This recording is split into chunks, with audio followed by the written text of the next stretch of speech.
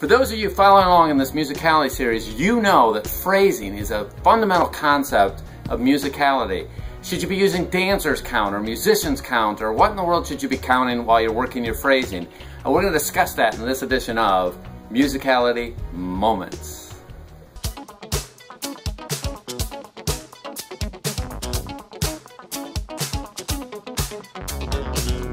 Well, hi, I'm Baarns, and welcome to this edition of Musicality Moments, where we answer questions that come back to me from all the different social media that I'm across. Now, here's what somebody's doing. They've gone back. If you're new to this, there's 3-4 hours worth of material before this video, and then it could be 3 or 4 hours after this video that are available, so 25-30 videos. And they're putting together the bars and measures, the phrases, and the probably for concept in their own music. And they figure out that there's 8 bars, 8 bars, 8 bars, and then there's 6 bars. And they come back and say, okay, you know, 6 bars doesn't fit the probably for concept. So maybe I should do it in musicians count, and if I did it in musicians count, it would be 12 bars. And that would fit with the probably for concept. The issue is, it doesn't matter. Number one, probably for means probably, meaning that musicians can have 6-bar phrases, 7-bar phrases, 5-bar phrases. They really can do anything they darn well please. The standard, the number one thing you'll find is dance music is constructed of 4-bar phrases that repeat over and over again. And they build bigger blocks where sometimes it's an 8-bar phrase or it's a 12-bar phrase. But if you're counting through a song and you figure out that it has a 6-bar phrase at some point, or you're counting it in another count and you're getting 12 bars, watch the bars and measures and look at those fundamental videos and you'll see what we're talking about here. Then as long as you are consistent throughout the whole song, you'll see where that 6 bars repeats. Or if you're doing it in musicians count, that 12 bars repeats.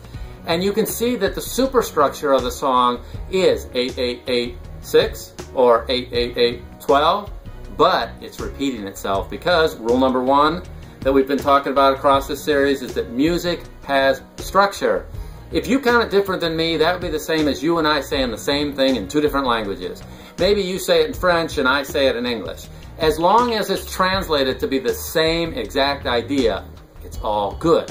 If you're hearing the phrases go by and you're hearing it's a 6-bar phrase, as long as you do that the whole song and every time there's 6 bars, you hear it as 6 bars, that is perfect. Because as a dancer, and a musical dancer, what you're doing is you are changing your dance when you get to the phrase points. Rather than just randomly changing anytime you feel like it, you're following the musicians and you know, if you've watched the phrase series and some of the earlier videos, that they are saying, oh, there's a structure going on and I want to change with the structure. They get more exciting at specific points.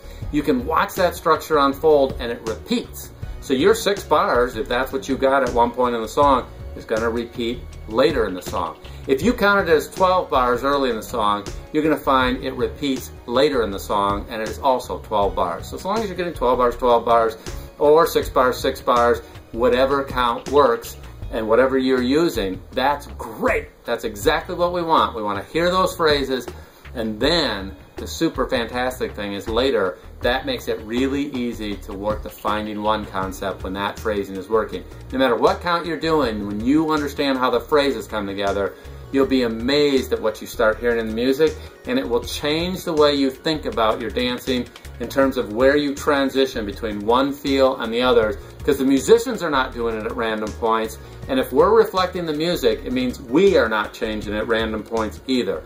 We are taking our dance, and during a phrase, we're following the feel of the music.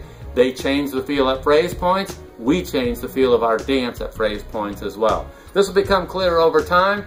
Of course, I'm assuming that you're going back and watching some of the videos in this series. Like I said, there's at least 3 hours before this. There could be 3 hours after this by the time you're seeing this.